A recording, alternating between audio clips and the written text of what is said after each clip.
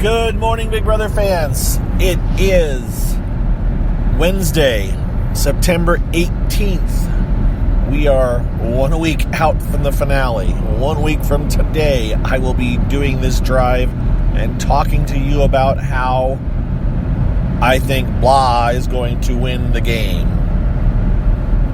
Or I don't know, because I don't know what's going to happen in the final head of household competition in part 3, because that will have happened by then, or we'll be waiting for that to happen. What to say? Yesterday, pretty slow. Cliff is trying to save his game, but it's not happening. I mean, Jackson's acting like he's kind of listening, but Jackson's not going to listen. Jackson's not going to change his mind. Jackson is not going to keep Cliff. It would be dumb for Jackson to keep Cliff and get rid of Holly. No matter how many times Cliff says, if you vote me out, I will, lobby the jury because you've broken your word. And if you vote both Nicole and I out, then that'll be 2 votes against you. You should put Holly in the jury for sure, because she'll vote for you. Yeah, right. Well, she will. That's the thing. Again, my ultimate dream would be for Jackson to actually let Holly vote Cliff out by using the veto on her and letting her pick between Jackson and Cliff. And then so she could vote Cliff out. But of course, my real dream is that she would turn around and vote Jackson out, which would just be like, whoa, amazing. She won't do it. Look, I know she won't do it. I tweeted it. I tweeted a video of me talking about it, and of course I had people going, she'd never do that. I know she'd never do that, but you just have to think about it. Just imagine it for a moment. Just suspend disbelief and picture how it would go down and happen, and it would be so fun to watch. It'll never happen, but it's fun to think about when you've got nothing else to think about, because we're just waiting for tomorrow for Jackson to vote out Cliff. So we're going to be down to Nicole, Jackson, and Holly. And I don't know who's going to win the last head of household.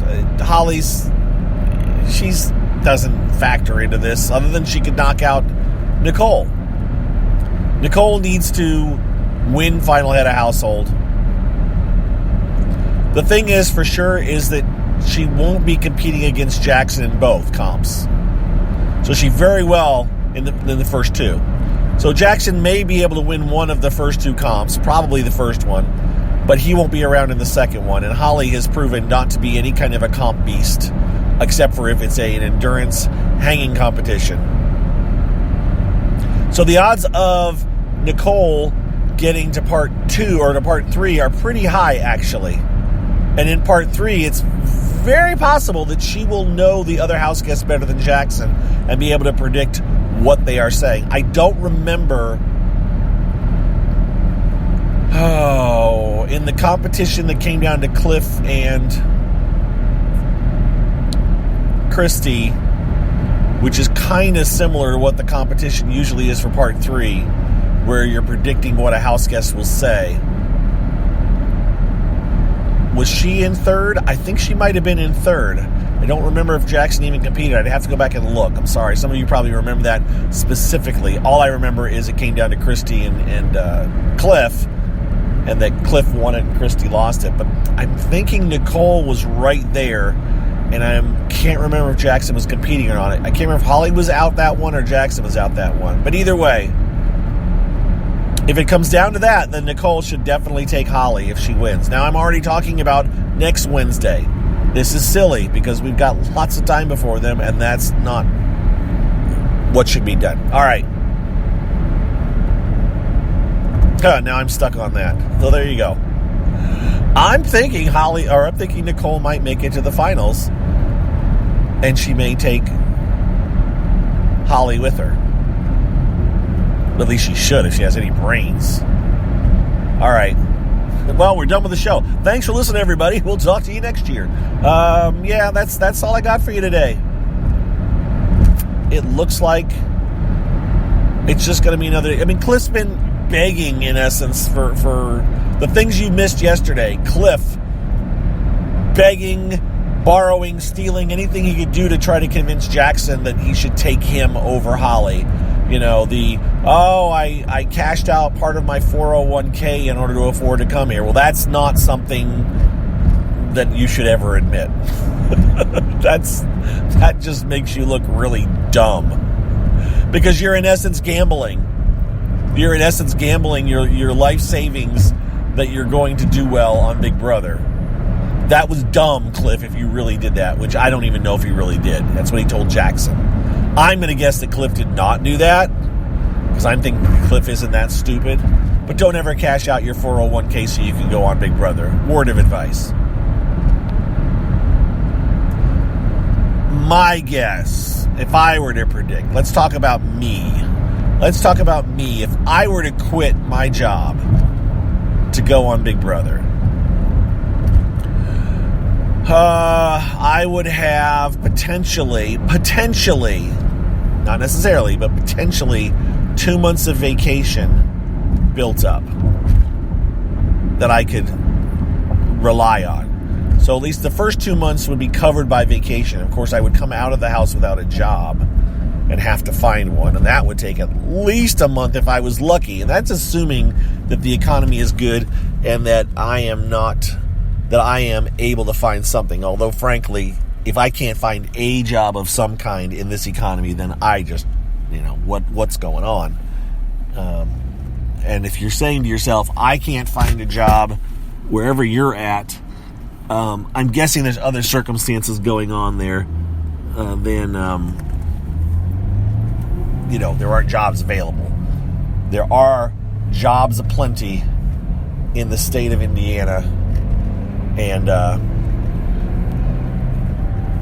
now, that doesn't necessarily mean it's great jobs, awesome jobs. I mean, there are decent jobs as well if you have a skill.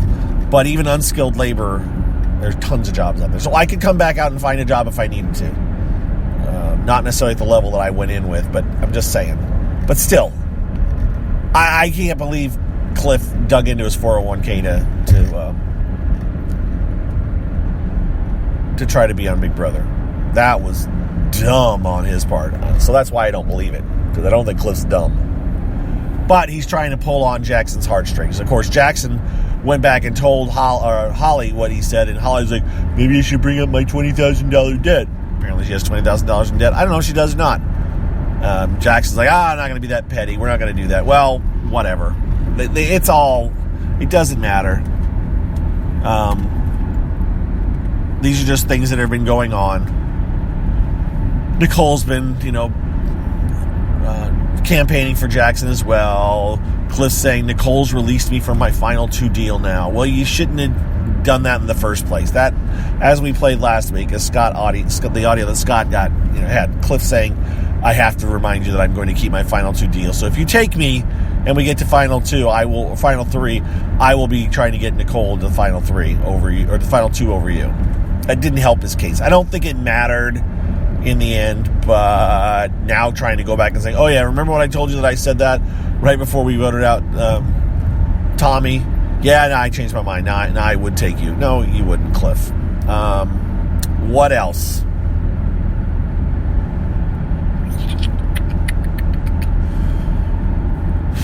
Jackson did say that he'll give his winnings to his parents if he wins it. So, I don't know. I don't know if he can do it anyways. I think they're going to hand him the check. It's going to have his name on it. He may be able to give his after-tax winnings to his parents, but that would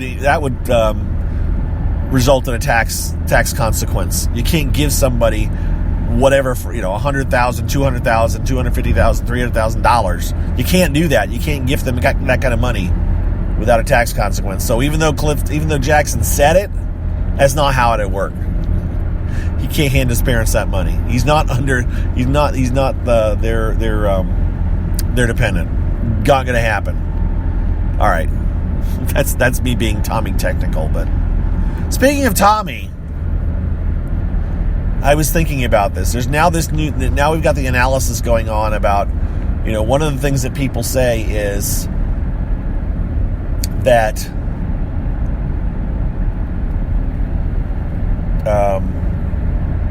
Cliff that this is Cliff's own doing because he talked Nicole into taking Holly over Tommy. Well, this assumes that things would be different if Tommy was still in the house. And I don't necessarily think it would be any different if Tommy was in the house. It could be worse. I don't know if Tommy really would have thrown the head of household competition to Nicole, even though he promised to. But even if he did, why does that mean that Tommy would have beat Jackson in the power veto? Or Nicole? Now, Nicole was only 2 minutes, I guess, behind Jackson, but I don't know how good Tommy would have done on it. And Tommy's swearing he would have thrown it. Yeah, by that time, Tommy would have been having second thoughts. So let's pretend that Holly was still head of household, and she nominated Holly and Tommy. Who's to say, or I'm sorry, nominated Holly and Jackson. No, sorry. Let's pretend that Nicole was head of household, and she nominated Jackson and Tommy. Oh, hell, Jackson still would have been in the house. Never mind. Jackson still, in theory, would have won power veto. Or maybe Tommy would have beat Jackson. Maybe, but I kind of doubt it. So Jackson still would have been able to take himself down. And you think Jackson's going to keep Cliff over Tommy? No, 3 for all. We're gonna get rid of Cliff. So you would have a final of Nicole, Tommy, and Jackson. Is that a better situation for Nicole? Cliff wasn't going to be in any better shape.